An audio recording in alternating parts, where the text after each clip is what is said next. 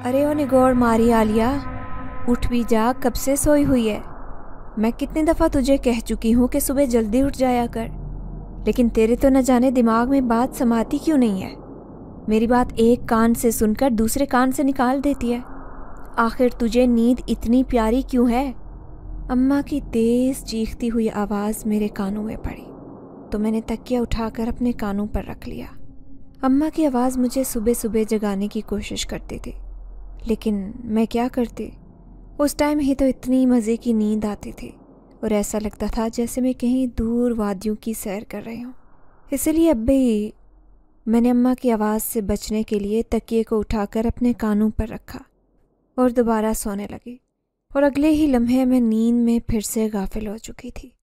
لیکن اماں بھی اپنے نام کی ایک تھی۔ ابھی کچھ دیر گزری تھی کہ دوبارہ سے اماں نے مجھے آوازیں دینا شروع کر دیں، اور اب تو انہوں نے کمرے کا پنکھا بند کر دیا تھا۔ گرمی کے مارے جب میرا برا حال ہونے لگا تو میں اٹھ کر باہر آ گئی، اور جیسے ہی سامنے پیڑ کے نیچے چارپائی بچھی ہوئی نظر آئی تو میں فوراً اس کی جانب بڑھ گئی اور دوبارہ اس کے اوپر لیٹ کر سونے کی کوشش کرنے لگی۔ نیند ابھی بھی بہت آ رہی تھی، لیکن مجھے پتا تھا اماں تو مجھے یہاں پر سونے بھی نہیں دیں گی۔ لیکن میں نے چادر سر تک تان لی اور کان بند کر کے سو گئی۔ اس کے بعد اماں اگر کچھ کہتی بھی رہیں تو مجھے پتہ نہیں چلا۔ میں مزے سے اپنی نیند پوری کر کے اٹھی، لیکن اٹھنے کے بعد بھی آج میری طبیعت کچھ فریش نہیں لگ رہی تھی۔ آج میرا جسم بہت درد کر رہا تھا اور کندھوں اور سینے پر ایک بوجھ سا محسوس ہو رہا تھا۔ میں اپنے دونوں ہاتھوں سے کندھوں کو دباتے ہوئے اندر آئی تو اماں نے مجھے دیکھ کر منہ پھیر لیا۔ مجھے معلوم تھا کہ اماں ناراض ہوں گی۔ اماں کو دیر تک سونا پسند نہیں تھا، اور اب تو ویسے بھی 11 بج گئے تھے۔ وہ صبح صبح فجر کے بعد اٹھ کر سارے کام کر لیتی تھی، جبکہ میں 11 بجے سے پہلے نہیں اٹھتی تھی۔ پہلے تو ہمیشہ میں فریش ہوتی تھی، لیکن آج نہ جانے کیا ہو گیا تھا۔ جسم کے درد نے تو برا حال کر دیا تھا۔ میں نڈھال سے اماں کے پاس آ کر لیٹ گئی تو اماں نے بے ساختہ مجھے پھر ڈانٹا اور کہنے لگی، ابھی تو سو کر اٹھی ہو، اب دوبارہ کمرے میں آ کر لیٹ گئی ہو۔ آخر تمہیں ہو کیا گیا ہے؟ آخر تم کب سے اتنی سست ہو گئی ہو؟ میں نے ہلکی ہلکی آنکھیں کھول کر اماں کو دیکھا اور کہا، اماں نہ جانے کیا بات ہے، آج مجھے نیند بہت آ رہی ہے، اور اوپر سے جسم کا درد یہ چین نہیں لینے دے رہا۔ میرے کندھے اور سر میں بہت درد ہے، میں کیا کروں؟ میں نے درد سے بے حال ہوتے ہوئے اماں سے کہا تو اماں کہنے لگی، روز تیرا ایک سے ایک نیا بہانہ ہوتا ہے، اب آج یہ نیا بہانہ بنا کر مجھے رام کرنے کی کوشش کر رہی ہے، کیا میں تجھے جانتی نہیں ہوں؟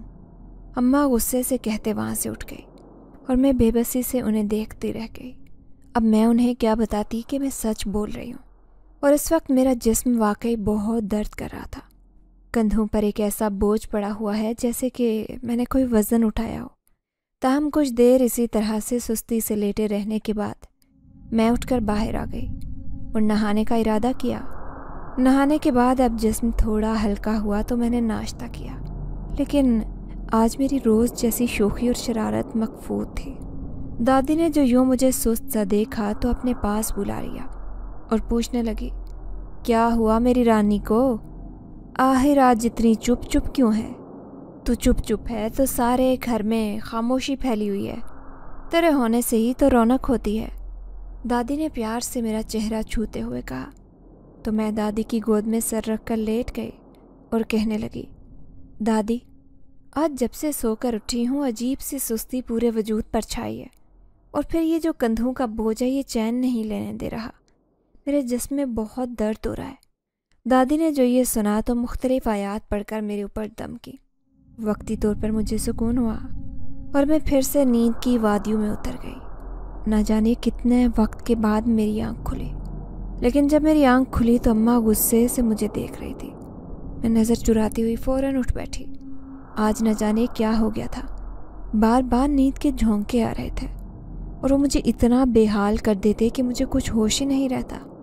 یہی وجہ تھی کہ دادی کی گود میں سر رکھ کر جب مجھے سکون ملا تو میں فوراً ہی سو گئی، اور اب اماں کو ناراضگی کا ایک نیا بہانہ مل گیا تھا۔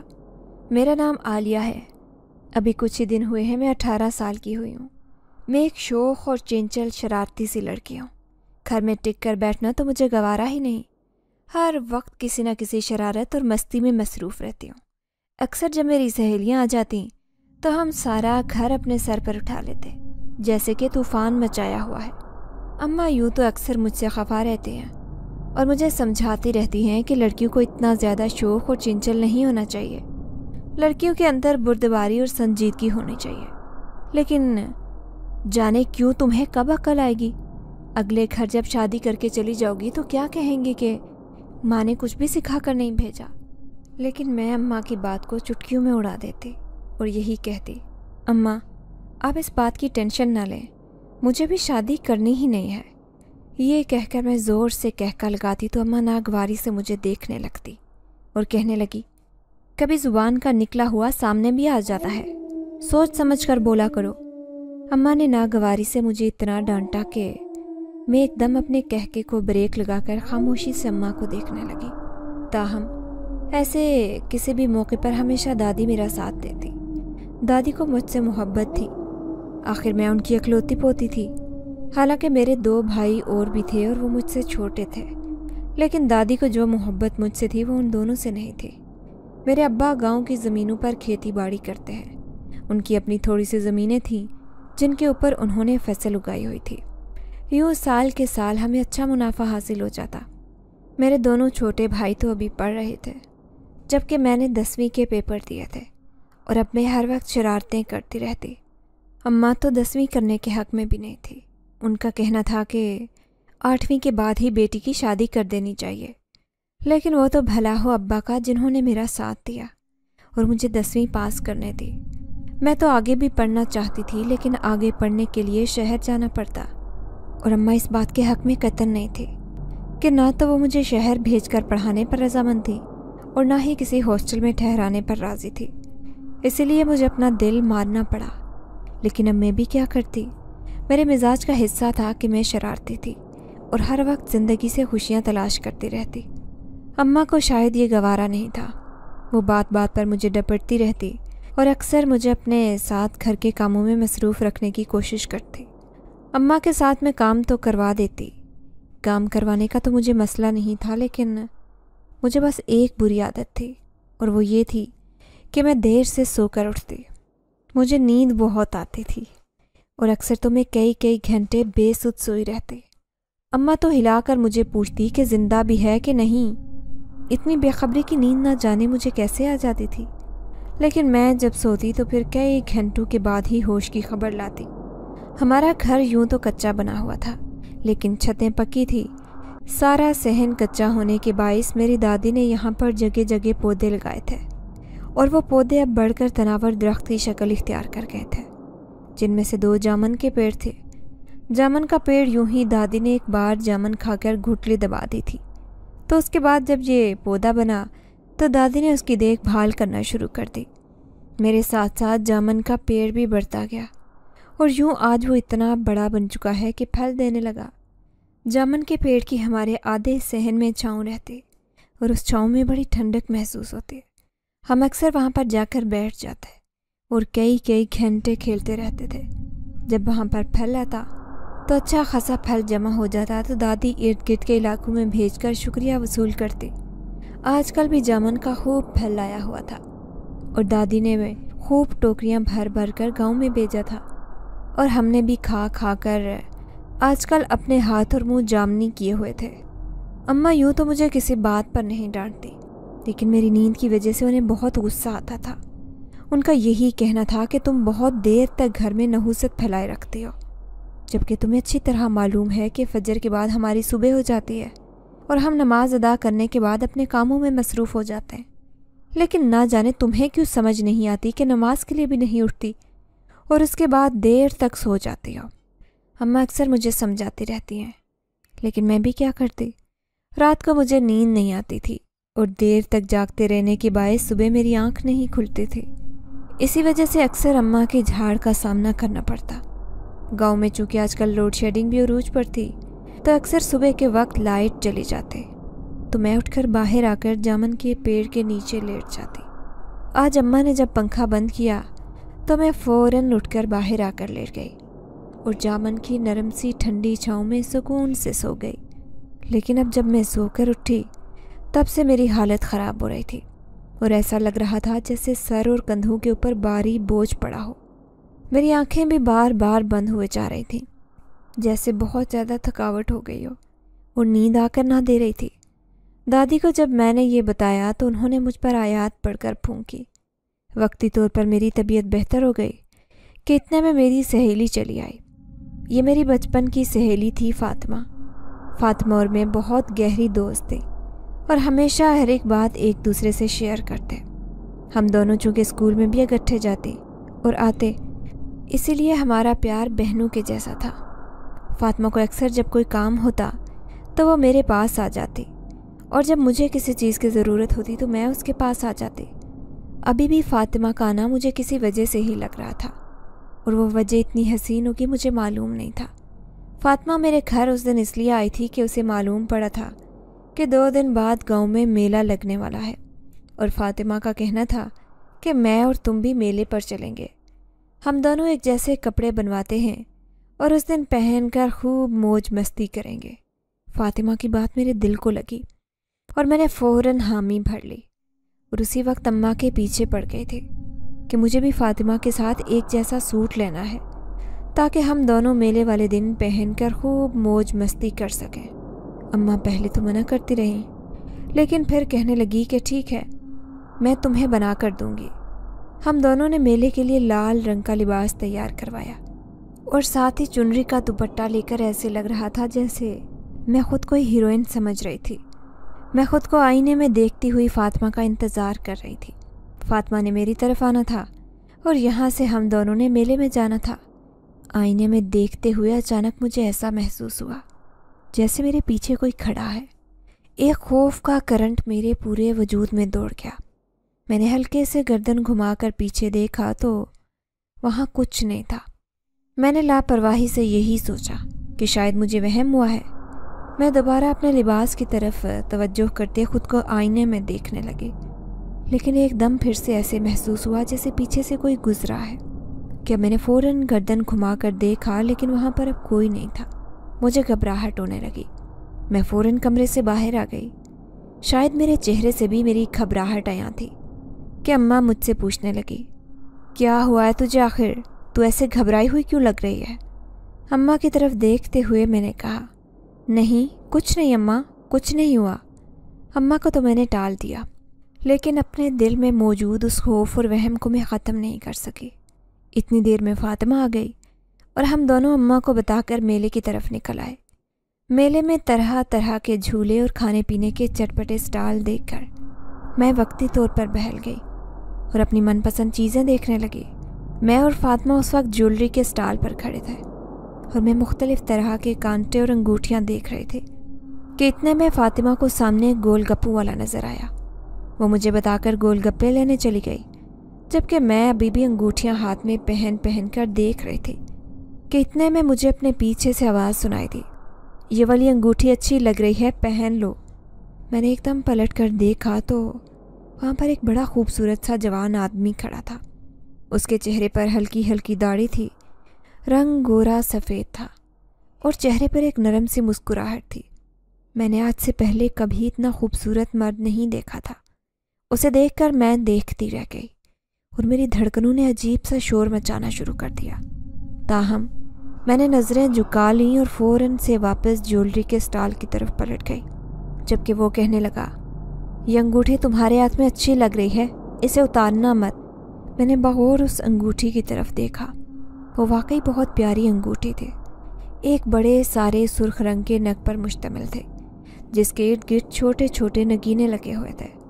ना जाने क्या सोचकर मैंने उस अंगूठी को पहने रखा और ज्वेलरी वाले को उसकी रकम अदा करके फ़ातिमा की तरफ आ गई, जो गोलगप्पों की प्लेट लेकर मेरा ही इंतज़ार कर रही थी। फ़ातिमा तो बड़ी रुग़बत से गोलगप्पे खा रही थी, लेकिन ना जाने क्या बात थी, उस वक्त मेरा दिल जैसे हर शे से उचाट हो गया था और मेरी निगाहें बार बार उस खूबसूरत आदमी को ढूंढ रही थी जिसने मुझे ये अंगूठी लेने का मशवरा दिया था।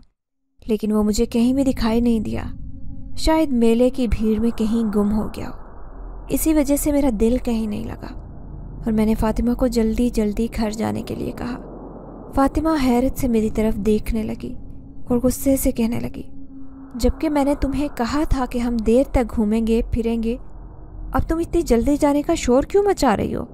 مجھے نہیں ابھی گھر جانا، گھر جا کر اماں نے کام کروانا شروع کر دینا ہے، میں ابھی یہاں پر اور مزے کرنا چاہتی ہوں۔ فاطمہ نے نروٹھے پن سے کہا۔ تو میں نے اسے کہا، ٹھیک ہے تم یہاں پر رک جاؤ، میری طبیعت ٹھیک نہیں ہے، مجھے گھر جانے دو۔ میں نے فاطمہ سے کہا تو وہ چند لمحے میری طرف دیکھتی رہی، پھر جیسے بددلی سے بولی، ٹھیک ہے میں بھی تمہارے ساتھ چلتی ہوں۔ یہ کہہ کر ہم دونوں نے میلے سے باہر گاؤں کے راستے پر قدم بڑھا دیے۔ اس وقت چونکہ چہل پہل تھی، کچھ لوگ میلے کی طرف آ رہے تھے اور کچھ گھروں کو واپس جا رہے تھے۔ ہم دونوں سہیلیاں بھی خاموشی سے واپس جا رہی تھیں۔ نہ جانے کیوں واپسی کا سفر مجھے بڑا طویل لگ رہا تھا اور اس وقت مجھے اپنے دل میں عجیب سی گھبراہٹ محسوس ہو رہی تھی۔ میں ہر تھوڑی دیر کے بعد پلٹ کر دیکھتی، کبھی کبھی ایسا لگتا کہ جیسے میرے پیچھے کوئی چلتا آ رہا ہے، لیکن یہ صرف میرا وہم تھا۔ مجھے اپنے پیچھے کوئی بھی دکھائی نہیں دیا، جبکہ فاطمہ مسلسل مجھے کہہ رہی تھی، آخر تجھے ہو کیا گیا ہے؟ تو ہمیشہ سارا دن میلے پر گزار کر بھی خوش نہیں ہوتی، آج تو اتنی جلدی واپس پلٹ رہی ہے، کیا بات ہے؟ فاطمہ بار بار مجھ سے سوال کر رہی تھی، جبکہ میں نے اسے یہی کہا کہ نہ جانے کیا ہوا ہے، میری طبیعت کچھ ٹھیک نہیں ہے، جیسے ہی طبیعت سنبھلے گی پھر واپس آ جائیں گے۔ میں نے فاطمہ کا دل رکھنے کی خاطر اس سے کہا، لیکن یہ تو مجھے بھی معلوم تھا کہ اب اماں دوبارہ واپس نہیں آنے دیں گی۔ گھر آ کر میں سستی سے اپنے کمرے میں جا کر لیٹ گئی۔ فاطمہ تو راستے سے ہی اپنے گھر چلی گئی تھی۔ اس کا موڈ آج سخت خراب ہو گیا تھا، کیونکہ وہ ابھی میلے میں گھومنا چاہتی تھی، لیکن میری بدولت اسے واپس آنا پڑا اور اب وہ مجھ سے ناراضی ہو کر گھر گئی تھی۔ میں نے ابھی فاطمہ کی فکر نہیں کی، کیونکہ اسے تو میں کسی طریقے سے منا لوں گی، لیکن ابھی اس وقت مجھے اس لڑکی کا خیال بار بار آ رہا تھا اور ہاتھ میں پہنی ہوئی انگوٹھی بار بار اس کا خیال دلا رہی تھی۔ نہ جانے کیوں میں اس کے بارے میں سوچ رہی تھی۔ وہ لڑکا خوبصورت تھا، دکھنے میں جوان تھا اور پڑھا لکھا تھا۔ آج سے پہلے کبھی گاؤں میں اسے نہیں دیکھا، نہ جانے کس کے گھر مہمان آیا تھا، لیکن اس وقت میں اس کے بارے میں سوچتی نہ جانے کب نیند کی وادیوں میں اتر گئی۔ مجھے کچھ خبر نہیں ہوئی، لیکن اچانک ہی سونے کے دوران ہی مجھے کسی کی موجودگی محسوس ہوئی تو میں ایک دم سے بدک کر اٹھ بیٹھی۔ گھبراہٹ میں ادھر ادھر دیکھا تو کمرے میں کوئی بھی نہیں تھا، لیکن ابھی بھی مجھے یہ احساس دل میں شدت پکڑ رہا تھا کہ یہاں پر کوئی موجود تھا۔ مجھے صاف پتہ چل رہا تھا کہ میرے قریب کوئی بیٹھا ہوا تھا۔ کون تھا کون نہیں یہ بات تو میں نہیں جانتی، لیکن اپنے اس احساس کو میں جھٹلا نہیں سکتی تھی۔ یہی وجہ تھی کہ گھبراہٹ کے عالم میں فوراً باہر نکل آئی اور اماں کو آواز دے کر کہنے لگی، اماں میرے کمرے میں آپ آئی تھیں؟ اماں کہنے لگی، ارے مجھے کیا ضرورت پڑی ہے مہارانی صاحبہ کی نیند خراب کرنے کی، میں تمہارے کمرے میں کیوں آؤں گی؟ میں اپنا دل محسوس کر رہ گئی اور دادی کی طرف چلی آئی۔ دادی آپ میرے کمرے میں آئی تھی؟ دادی کہنے لگی، نہیں تو میں تو نہیں آئی۔ کیوں کیا ہوا؟ دادی نے جواب دیتے ہوئے مجھے پوچھا تو میں نے کہا، دادی پتہ نہیں میں سو رہی تھی، لیکن مجھے ایک عجیب سے احساس نے اٹھنے پر مجبور کر دیا ہے۔ مجھے ایسا محسوس ہوا جیسے کمرے میں کوئی بیٹھا ہوا تھا، اسی لیے تو آپ سے پوچھ رہی ہوں۔ میں نے دادی سے کہا تو دادی نے لاپرواہی سے جواب دیتے ہوئے کہا، یہ صرف تیرا وہم ہے اور کچھ بھی نہیں ہے، کمرے میں تو کوئی بھی نہیں گیا۔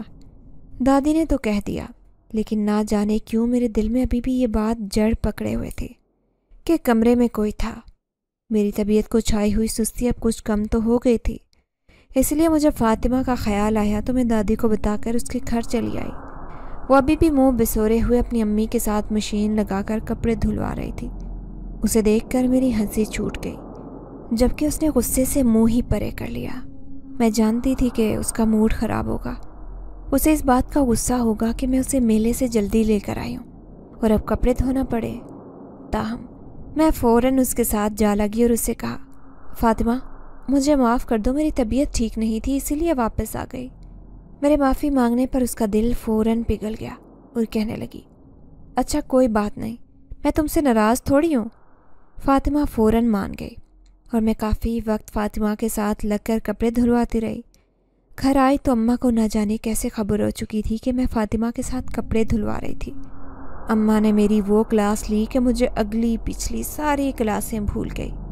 تاہم آج مجبوری تھی کہ میں خاموشی سے اماں کی باتیں سنتی رہی اور پھر باورچی خانے میں آ کر روٹیاں بنانے کی تیاری کرنے لگی، کیونکہ اماں کا موڈ صرف اسی بات سے اچھا ہو سکتا تھا۔ میں اماں کے کام بنا کہے کر دیتی۔ باورچی خانے سے فارغ ہونے کے بعد میں اندر آئی تو طبیعت ابھی بھی ٹھیک نہیں تھی۔ دل چاہ رہا تھا کہ بس سوتی رہوں، اور میں نے ایسا ہی کیا۔ سونے کے لیے لیٹ گئی، لیکن آج نیند نہیں آ رہی تھی۔ تاہم کچھ دیر کے بعد ایک عجیب سے احساس کے ساتھ میں چونک اٹھی۔ مجھے محسوس ہوا جیسے یہاں پر کوئی ہے۔ میں نے ایک دم اٹھ کر گھبرائے ہوئے انداز میں ارد گرد دیکھا، لیکن مجھے کوئی بھی دکھائی نہیں دیا۔ اب مجھے بار بار یہی محسوس ہو رہا تھا کہ یہاں پر کوئی ہے، اور میں عجیب خوف زدہ انداز میں بیٹھی تھی۔ جب کافی دیر تک نیند نہیں آئی تو میں اٹھ کر دادی کے کمرے میں آ گئی اور دادی کے ساتھ لگ کر لیٹ گئی۔ دادی نے نیند میں میری موجودگی کو محسوس کیا تو کہنے لگی، کیا ہوا پتر، سب ٹھیک تو ہے؟ تاہم میں نے دادی سے یہی کہا کہ میری طبیعت ٹھیک نہیں، میں آج آپ کے ساتھ سونا چاہتی ہوں۔ دادی نے آہستہ آہستہ میرے بالوں میں ہاتھ پھیرنا شروع کر دیا اور میں کچھ دیر بعد نیند کی وادیوں میں اتر گئی۔ اگلے دن جب سو کر اٹھی تو رات والی بات ابھی بھی میرے ذہن میں تازہ تھی۔ ایسے لگ رہا تھا جیسے ابھی بھی میرے ساتھ کوئی موجود ہے، لیکن دکھنے پر کچھ بھی محسوس نہیں ہوتا تھا۔ تاہم مجھے یہ بات چونکا رہی تھی، خوف زدہ کر رہی تھی، اور میں گھبرا رہی تھی۔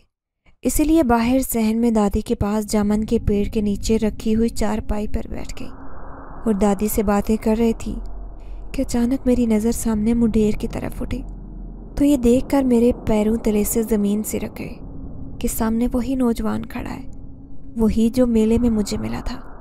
اسے دیکھ کر میں حیرت سے دنگ رہ گئی تھی۔ یہ میرے گھر پر کیا کر رہا ہے؟ میرے منہ سے بے ساختہ نکلا تو دادی پوچھنے لگی، کون؟ کس کی بات کر رہی ہو؟ تو میں نے انگلی سے مڈیر کی طرف اشارہ کیا اور کہا، دادی وہ دیکھو سامنے کھڑا ہے، یہ کل مجھے میلے میں ملا تھا اور اب یہ یہاں پر کھڑا ہے۔ کون ہے یہ؟ میں نے دادی کو دکھاتے پوچھا تو دادی کہنے لگی، ارے وہاں تو کوئی نہیں ہے، تو کس کی بات کر رہی ہے؟ دادی کے جواب نے مجھے پریشان کر دیا اور میں حیرانی کے مارے دادی کا چہرہ دیکھنے لگی، جبکہ دادی کہنے لگی، میں سچ کہہ رہی ہوں، وہاں پر کوئی نہیں ہے، تو کس کی بات کر رہی ہے؟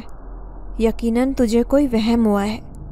دادی نے یہ کہتے دوبارہ سے سبزی بنانا شروع کر دی، جبکہ میں آنکھیں پھاڑے اس منڈیر کی طرف دیکھ رہی تھی جہاں اب بھی مجھے وہ کھڑا نظر آ رہا تھا، اور دادی کے مطابق وہاں پر کوئی بھی نہیں کھڑا تھا۔ نہ جانے مجھے کیا ہوا کہ اس نے مجھے اشارہ کیا اور میں اٹھ کر اوپر چھت کی طرف چلی آئی۔ دادی نے مجھے روکا بھی کہ اس وقت چھت پر کیا کرنے جا رہی ہو، دھوپ ہے، گرمی لگ جائے گی، لیکن میں سنی انسنی کرتے چھت کی طرف آ گئی۔ وہ اب بھی منڈیر کے کنارے کھڑا تھا اور مسکراتے ہوئے میری طرف ہی دیکھ رہا تھا، اور میں جیسے ہی اس کی طرف کھینچتی چلی گئی تھی، میں بنا پلکیں جھپکائے اس کے قریب آ گئی تو وہ کہنے لگا، کیسی ہو؟ یہ انگوٹھی تمہارے ہاتھ میں خوب جچ رہی ہے۔ اس نے یہ کہتے ہوئے میرے ہاتھ میں موجود انگوٹھی کی تعریف کرتے کہا تو میں مسکرا بھی نہیں سکی۔ میں نے اس سے پوچھا، تم کون ہو جو صرف مجھے دکھائی دے رہے ہو؟ دادی کو تم نظر نہیں آئے، آخر کون ہو تم؟ میری بات سن کر وہ ایک گہری مسکراہٹ سے ہنس دیا اور کہنے لگا، میں کاشان ہوں اور ایک جن زادہ ہوں، میں اس جامن کے درخت پر رہتا ہوں، تم سے محبت کرتا ہوں۔ اس کی آواز اور اس کی بات سن کر میرے پیروں تلے سے زمین نکل گئی اور میں اتنی خوفزدہ ہوئی کہ چھت پر ٹک نہیں سکی اور فوراً بھاگتے ہوئے نیچے آ کر خود کو کمرے میں بند کر لیا۔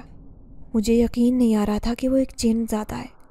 وہ اتنا خوبصورت تھا اور دکھنے میں اتنا پیارا تھا کہ مجھے یقین ہی نہیں ہو رہا تھا کہ وہ ایک جن زادہ ہو سکتا ہے۔ میں حیران رہ گئی اور خوف زدہ بھی تھی، اور اسی پریشانی کی وجہ سے شام تک میں پھر سے بخار میں مبتلا تھی، اور مجھے اس حالت میں دیکھ کر دادی کے ہاتھ پیر پھول گئے تھے۔ پریشان تو اماں بھی تھی، اسی لیے بھاگم بھاگ ڈسپینسری سے میرے لیے دوا لے کر آ گئی، لیکن وہ دوا کھا کر بھی میرا بخار نہیں اترا تھا اور میں نیم بے ہوشی کے عالم میں تھی اور بار بار یہی کہے جا رہی تھی، دادی کاشان کو یہاں سے بھیج دو دادی، کاشان مجھے تنگ کر رہا ہے، دادی سے یہاں سے بھیج دو۔ میں بار بار یہی کہے جا رہی تھی۔ اب مجھے نہیں معلوم کہ دادی کو سمجھ آ رہا تھا یا نہیں، لیکن میری نیندیں کاشان نے حرام کر دی تھی۔ اگلے دن جب میری طبیعت تھوڑا سنبھلی تو دادی نے پوچھا، عالیہ تو بار بار نیند میں کاشان کا نام لے رہی تھی، کون ہے یہ؟ ہم کسی کاشان کو نہیں جانتے تو پھر تو کیسے جانتی ہے؟ آخر کاشان کا تیرے ساتھ کیا لینا دینا ہے، اور وہ کیوں تجھے تنگ کر رہا ہے؟ تو کیوں اس سے اتنی خوفزدہ ہے؟ دادی نے مجھ سے ڈھیروں سوال کر دیے۔ دادی کے منہ سے کاشان کا نام سن کر میں خود حیران رہ گئی۔ مجھے اس بات کی خبر ہی نہیں ہوئی تھی کہ میں نیند میں بڑبڑا رہی تھی۔ اب جب دادی نے مجھے کاشان کے بارے میں پوچھا تو میں نے انہیں سب کچھ سچ بتا دیا، جسے سن کر دادی خود بھی بہت حیران ہوئی اور اس سے زیادہ وہ پریشان ہو گئی تھی۔ اور پھر میرا بخار کم ہونے کا نام نہیں لے رہا تھا۔ دادی نے اگلے ہی دن گاؤں کے عامل بابا کو بلوا بھیجا تو اماں تو حیران پریشان تھی کہ آخر دادی یہ کیا کرتی پھر رہی ہیں، اور باقاعدہ وہ دادی سے اس بات پر الجھ بھی پڑی، جبکہ دادی کہنے لگی کہ میں جو کر رہی ہوں بالکل ٹھیک کر رہی ہوں۔ مجھے پتہ ہے عالیہ کی طبیعت کیسے ٹھیک ہوگی، تم میرے معاملے میں مت بولو۔ لیکن اماں غصہ کر گئی۔ ان کا کہنا تھا کہ عالیہ کو صرف بخار ہے، آپ نہ جانے کیوں اس عامل کو بلوا بیٹھے ہیں، وہ کتنے روپے لے گا اور الگ سے ہمیں مختلف باتیں کر کے پریشان کر دے گا۔ لیکن دادی کہنے لگے، تم کچھ بھی نہیں جانتی، اگر تمہیں ذرا بھی اپنی بیٹی کی طبیعت کا اندازہ ہوتا تو تم یہ بات کرتی، اور پیسوں کی تم فکر مت کرو، وہ میں جانوں میرا کام جانے۔ دادی کے کہنے پر اماں پریشان ہو گئی اور پوچھنے لگی، آخر ایسی کیا بات ہے جو مجھے نہیں معلوم؟ اور پھر دادی نے اماں کو وہ سب کچھ بتا دیا اور کاشان کے بارے میں ساری حقیقت اماں کو بتائی تو دادی بھی بے حد پریشان ہو گئی اور رونے لگی، جبکہ دادی کہنے لگی، تم پریشان مت ہو، مجھے یقین ہے کہ وہ عامل بابا اس کا ضرور حل نکالے گا، تم پریشان مت ہو۔ دادی نے اماں کو تسلی دے دی تھی، لیکن خود ان کی اپنی حالت بری تھی۔ وہ نہیں جانتی تھی کہ آخر اب کیا ہوگا، کاشان واپس جائے گا یا نہیں جائے گا، میں ٹھیک ہوں گی یا نہیں ہوں گی۔ یہ بات دادی کو پریشان کر رہی تھی۔ اور پھر اسی شام وہ عامل بابا گھر چلے آئے۔ گھر آنے کے بعد جیسے ہی وہ صحن میں پہنچے، ایک دم سے میری طبیعت بگڑنے لگی۔ میں زور زور سے چلانے لگی، ایسا لگ رہا تھا جیسے میں کسی تکلیف میں مبتلا ہوں۔ دادی اور اماں مجھے اس حالت میں دیکھ کر بے حد پریشان ہو گئی، جبکہ عامل بابا اپنے موٹے دانوں والی تسبیح کے اوپر کچھ پڑھائی کرنے لگے اور مسلسل کچھ پڑھ کر وہ گھر میں پھونک رہے تھے۔ کچھ دیر کے بعد میری حالت کچھ سنبھلی تو عامل بابا آگے بڑھائے اور پھر انہوں نے مجھے دیکھا تو کہنے لگے، اس کے اوپر اثر ہے، کوئی جن اس کے اوپر عاشق ہو گیا ہے، اب وہ اس کی جان نہیں چھوڑ رہا۔ عامل بابا نے جب یہ کہا تو اماں اور دادی پریشان صورت لیے ان کی طرف دیکھنے لگی۔ تاہم دادی کہنے لگی، اب اس کا کیا حل ہو سکتا ہے؟ بابا جی، ہم نے بڑی مشکل سے آپ کو یہاں بلوایا ہے، ہماری بچی جوان ہے، ابھی تو اس کی شادی بھی نہیں ہوئی۔ دادی نے عامل بابا سے کہا تو وہ کہنے لگے، مجھے اس بچی پر حاضری کروانا ہوگی، کیونکہ اس کے بغیر میں یہ نہیں جان سکوں گا کہ وہ جن زادہ کیا چاہتا ہے۔ عامل بابا نے جب یہ کہا تو دادی اور اماں پریشان ہو گئی۔ تاہم دادی کہنے لگی، آپ کو اس کے علاج کے لیے جو بہتر لگتا ہے وہ کریں۔ دادی نے عامل بابا کو کہہ دیا، لیکن اماں اور دادی کے چہرے پر اڑی ہوئی ہوائیاں میں بخوبی دیکھ سکتے تھے۔ میں بھی اپنی طبیعت کی وجہ سے نڈھال پڑی تھی اور مجھ میں اتنی ہمت نہیں تھی کہ میں اٹھ کر بستر پر بیٹھ جاتی۔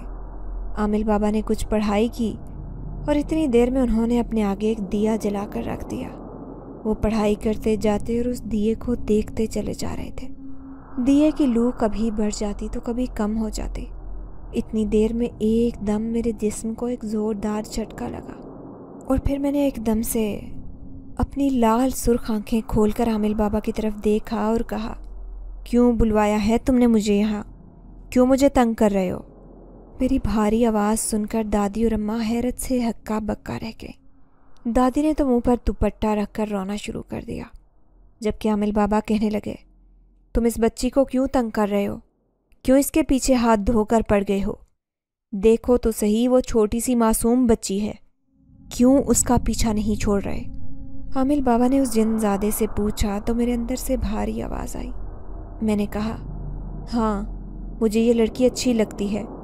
یہ جب اس درخت کے نیچے سو رہی تھی تو میں اس کی معصومیت پر فدا ہو گیا تھا۔ وہ دن اور آج کا دن میں اس پر عاشق ہوں۔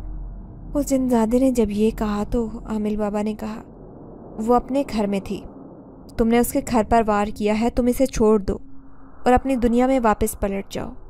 جبکہ وہ جنزادہ کہنے لگا، نہیں، میں اب واپس نہیں جاؤں گا، میں اس کے ساتھ رہوں گا اور اس کے ساتھ ہی باقی اپنی زندگی گزاروں گا۔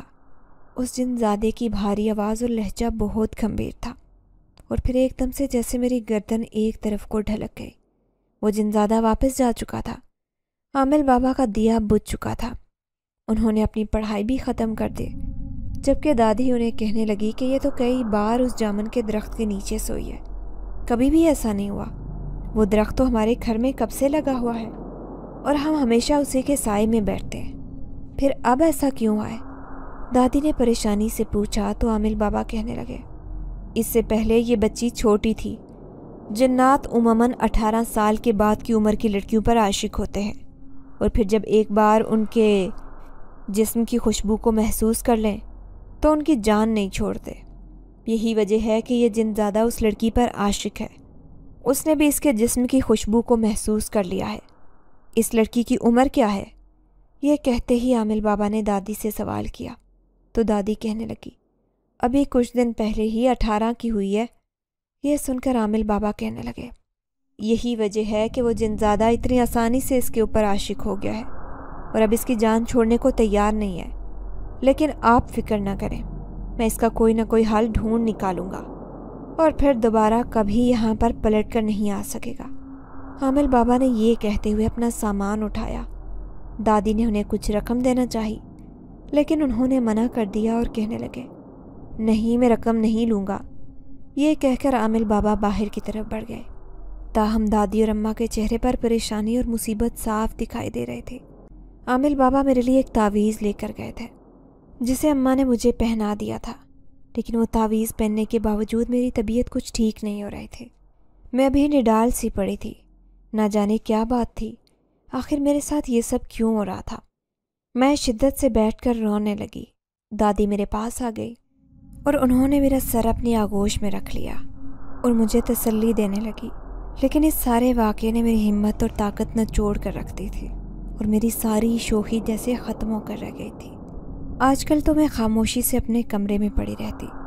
حیرت کی بات یہ تھی کہ 2 دن سے فاطمہ بھی نہیں آئی تھی۔ میں نے دادی سے اس کے بارے میں پوچھا تو دادی کہنے لگی، مجھے تو معلوم نہیں، نہ جانے کیا بات ہے، ورنہ وہ تو تمہارے بغیر ایک دن بھی نہیں گزارتی۔ میں خود بھی اسی وجہ سے پریشان تھی، اسی لیے میں نے دادی سے کہا کہ چھوٹے بھائی کو بیچ کر اسے بھلوا دیں، میں اس سے ملنا چاہتی ہوں۔ میری بات سن کر دادی نے سر ہلا دیا اور میرے چھوٹے بھائی کو بھیج کر فاطمہ کا پتہ کروانے کے لیے کہا۔ میں فاطمہ کے انتظار میں بیٹھ گئی۔ مجھے بے چینی سی ہو رہی تھی کہ آخر وہ 2 دن سے کیوں نہیں آئی اور نہ ہی اس نے میری خبر لی۔ کیا ماجرا ہو سکتا ہے؟ مجھے اس بات کی پریشانی تھی، لیکن حیرت تو تب بڑھ گئی جب میرا بھائی واپس آ گیا اور اس نے آ کر جو کہا وہ سن کر مجھے اپنے کانوں پر یقین نہیں آیا۔ بھائی نے آ کر مجھے بتایا کہ فاطمہ کی اماں نے کہا ہے کہ میری بیٹی اس گھر میں نہیں جائے گی کیونکہ عالیہ کے اوپر جنات کا سایہ ہے، اور جب تک عالیہ کے اوپر سے جنات ختم نہیں ہو جاتے تب تک میری بیٹی وہاں پر نہیں جائے گی۔ یہ نہ ہو کہ اس کے اوپر بھی جنات عاشق ہو جائیں اور اس کی زندگی خراب ہو جائے۔ مجھے ابھی اس کی شادی کرنی ہے، میں اس طرح اسے وہاں پر نہیں بھیج سکتی۔ اپنے بھائی کے منہ سے یہ سب جان کر مجھے حیرت کا شدید جھٹکا لگا۔ مجھے یقین نہیں آ رہا تھا کہ فاطمہ کی ماں جو ہر وقت مجھے بیٹی بیٹی کہتی رہتی ہے وہ میرے بارے میں ایسے بات کرے گی۔ میں گہرے دکھ میں مبتلا ہو گئی اور خاموشی سے اپنے کمرے میں جا کر لیٹ گئی۔ دادی کو بھی اس بات کا بہت صدمہ لگا۔ انہیں تو جیسے یقین ہی نہیں آ رہا تھا کہ ان کی عالیہ کے بارے میں کوئی ایسی بات بھی کر سکتا ہے، اور مجھے اس بات کا یقین نہیں ہو رہا تھا کہ میری اور فاطمہ کی دوستی اس طرح ختم ہو جائے گی۔ میں کمرے میں آ کر رونے لگی اور رہ رہ کر مجھے خود پر غصہ آنے لگا کہ آخر کیا ضرورت تھی مجھے اس دن اس درخت کے نیچے سونے کی۔ اماں نے اٹھا دیا تھا تو میں چپ کر کے اٹھ جاتی۔